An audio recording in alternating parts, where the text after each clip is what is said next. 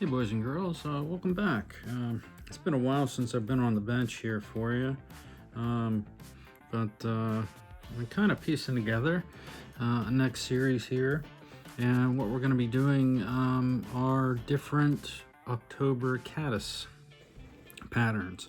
What we have here is something that I've been kind of piecing together, changing ingredients, changing positions, and it's just a very simple caddis pattern, that I've changed some things on. This is the October Ghost, and if you've ever found these bugs on the stream, they are very orange, and they don't stick around, at least here on the little Hannah. We don't see them for very long, but we do see them. And I'll put a picture up here for you guys so that you can kind of look what or see what an adult caddis is going to look like, October caddis. And we're coming up on that. The summer months have been pretty laid back. Have been able to get a little bit of fishing in, but water temperatures up, things like that. I tend to stay out of things until we get into that September, October range, and that's kind of when we start to see these. So just to give you an idea of what we're trying to do here, as far as ingredients goes, the hook that we're using is Firehole 520. It's their curved jig hook. That's size 18. I got 2.5 millimeter copper bead on the front here. I got Semperfli Nano Silk orange for the thread we're using. The quills that we're using on the back are by Spirit River. It's called Red. It's just like a reddish brown. And the dubbing that we have here, this is gray squirrel. And what I call brown mustard. I use this pattern or this color a lot, because depending on if you change the bead or change the thing, it kind of makes it either contrasty or stick together with the pattern that we got.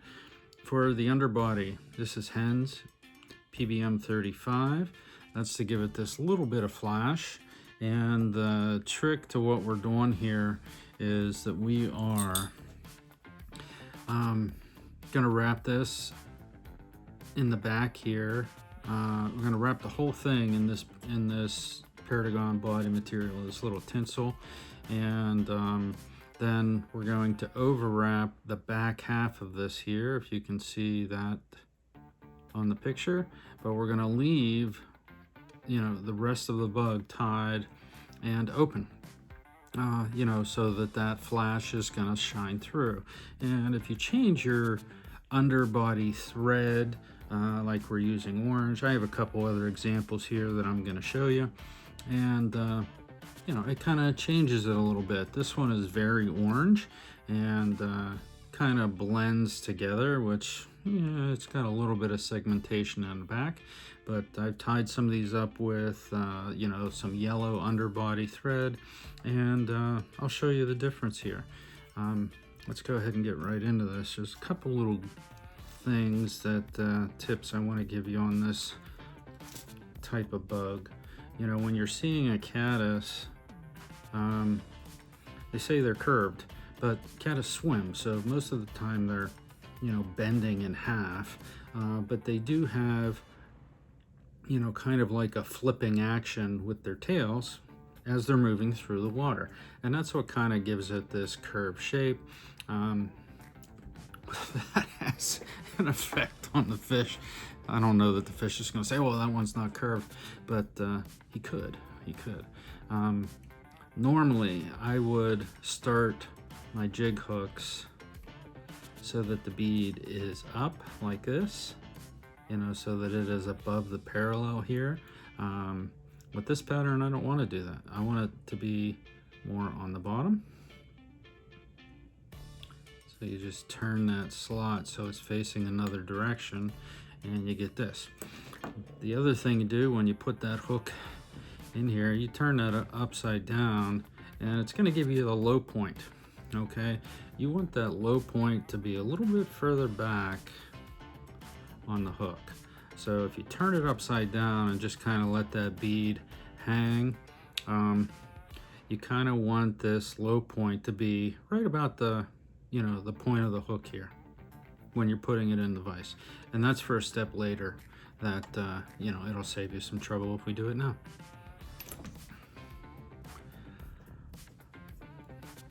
So like I said, this PBM material by Hens is great, and it just offers you a lot of versatility as far as, matching colors, blending colors. The one I'm using, it looks somewhat pink and orange on here, and if you use an underbody that's a similar color, it'll come out that way. If you use an underbody that's a different color, like black, it almost turns it a little bit purplish, and I'll show you some of those differences here once we get things wrapped up.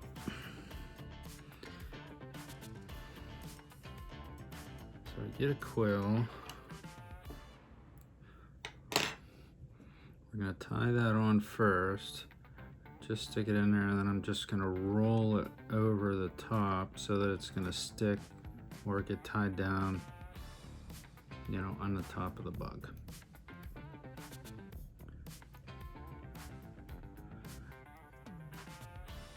Okay, make sure that's tacked down good.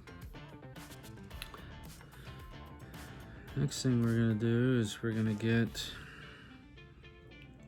our PBM material, which I lost.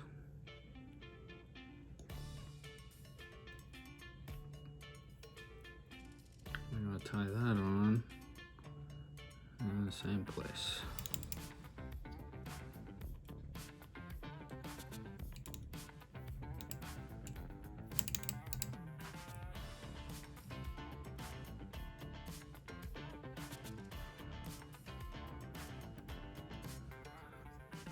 Okay, now when you are building up your underbodies, okay, we want this to be a little bit heavier further away from the bead. So typically you're going to start at the head, like if you're doing a mayfly that has a little bit bigger thorax, you're going to start at the head, work back a little bit, come back to the head, work back a little further, come back to the head. What we're going to do on this is the opposite. We want that bump to be, more towards the hook point or closer to the hook point. So we're going to go forward a little bit and backward a little bit, forward a little bit and backward a little bit. That's just something to kind of give it a little bit more shape, caddis shape.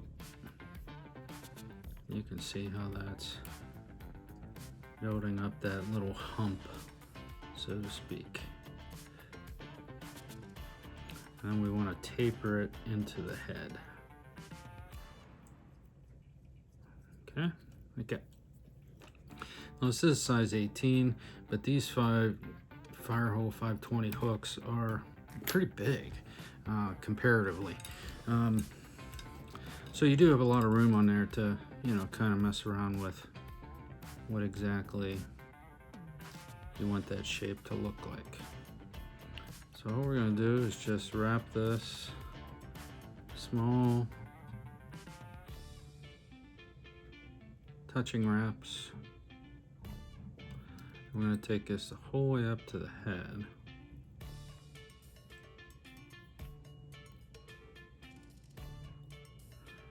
I'm going to use my vise here because I don't have a lot to hold on to.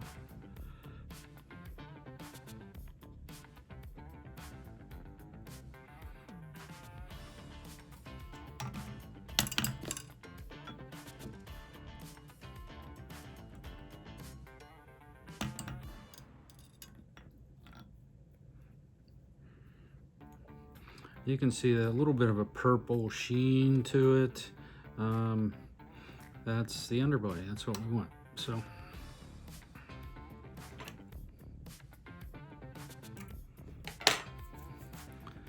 okay, we're Gonna make sure that that is tacked down and not going anywhere.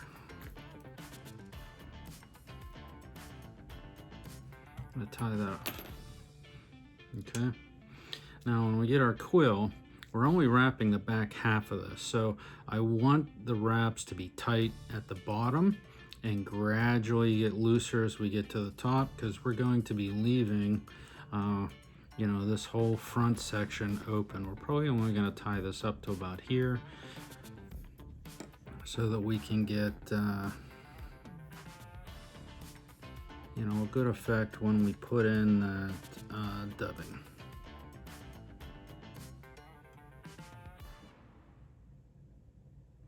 Like I said, these are touching wraps at the bottom.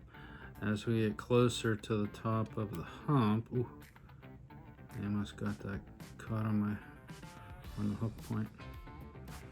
We're gonna open these up just a touch so we start to see some of the shine come through.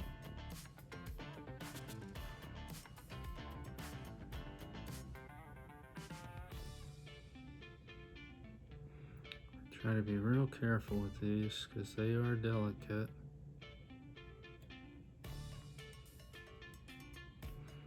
Okay, right up to the top of the hump there. Here's the tricky part. You don't really want to cover up.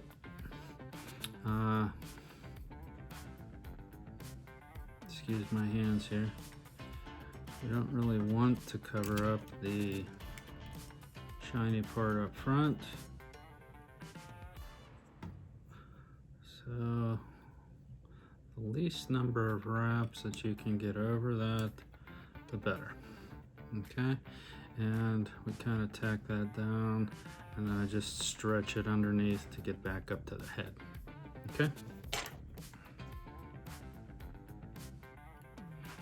All right, we're gonna cut that off close, and we're gonna tie this off again.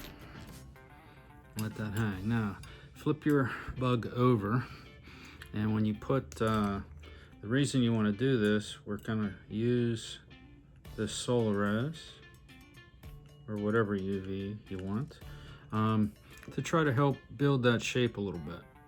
Okay, I want to get this whole thing covered.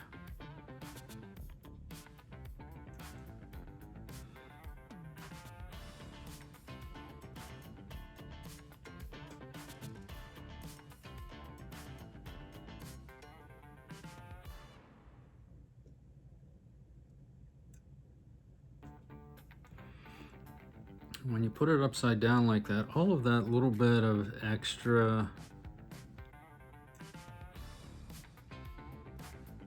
UV, try to pull it down so it's right about here. You can kind of see that little drop starting to form.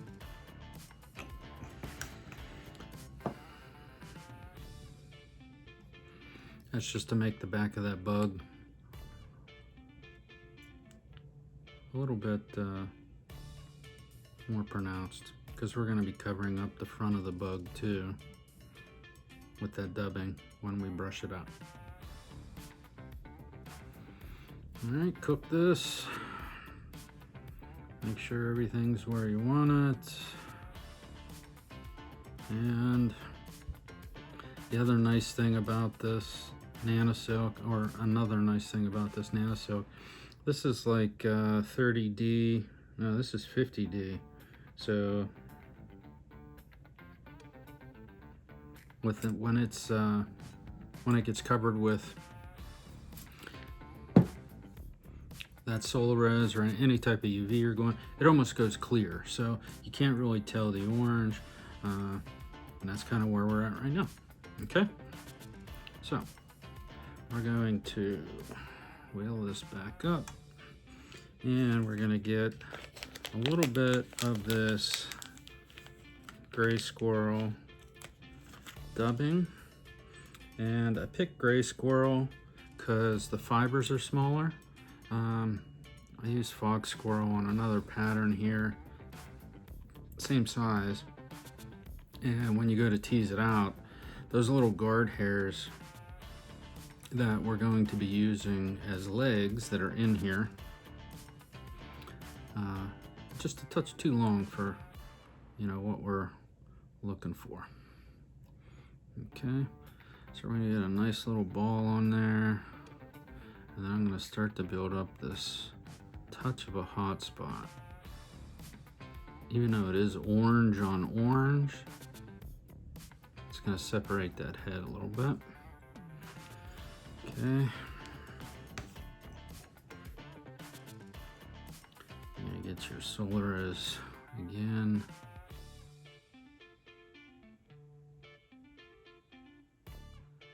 Spread that out on there. I'm gonna secure all of that in there.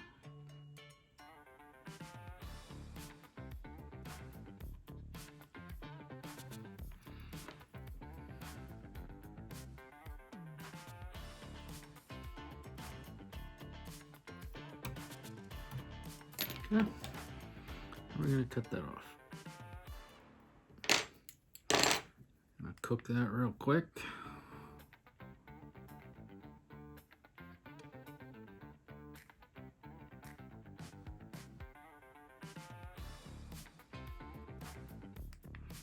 And you're gonna get your brush. I like to pull all of this forward first. That way you can get a lot of that little underbody hair that's mixed in with the guard fibers. Start to pull some of that out, get stuck in your brush.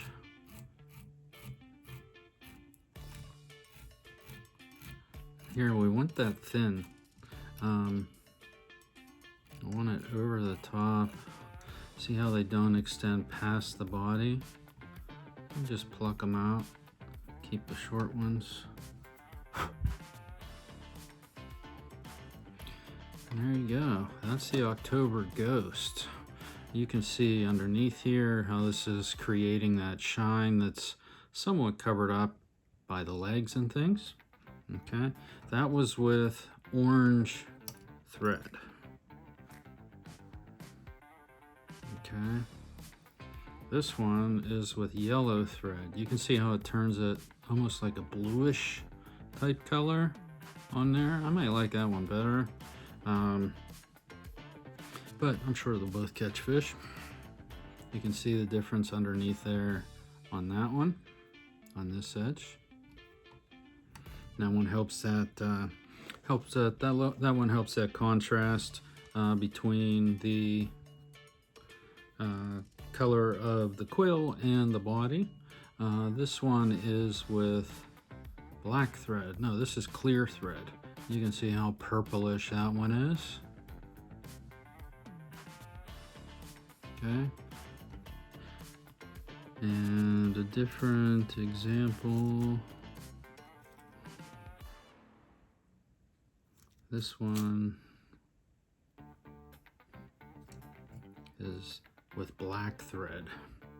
You can see the difference. You can barely see the segmentation on this one because that black thread underneath this PBM material, you know, it changes that PBM material. So all of these will work. This one here, you can see the difference. I tied this head up, and the reason I don't like that is it creates a weird little gap in here that's kind of hard to fill up. If you do fill it up with dubbing, it's too much. So turn that bead around so that the slots are facing the opposite direction, and just makes the bug look a little bit better. All right, guys, there you go. Thanks for stopping in. We'll see you in a week or so. I'm going to put some of these patterns together and get ready here for the fall. All right, thanks for stopping by.